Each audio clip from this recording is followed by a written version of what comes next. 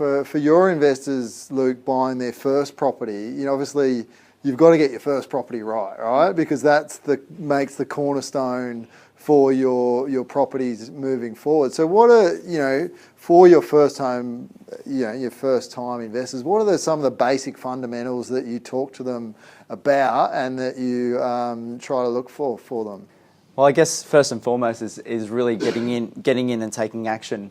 And like Ross says about, you want to make that first one great, but at the same time, you still want to take that action.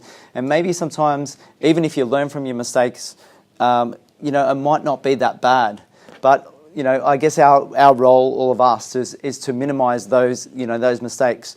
I remember buying my first property on my own, and I made mistakes buying out in Western Sydney at the peak of the market.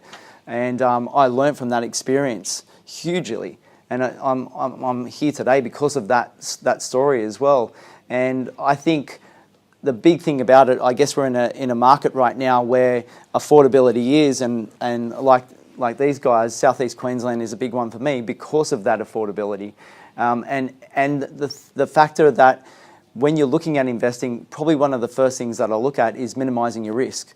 What market in Australia can you minimise your risk? When we talk about population growth, when we talk about the infrastructure spending and so forth, and when we talk about rents that are being paid by your tenants, is it a situation if you're buying in close to a capital city, if those people can't afford, well, where do they go? They move further out into the suburbs. So if you're in a situation where you're 15 or 35 Ks out of the CBD, for example, in Brisbane, then if people need to move out further, they're going to come into those affordable suburbs if there is a recession or if there's a GFC come.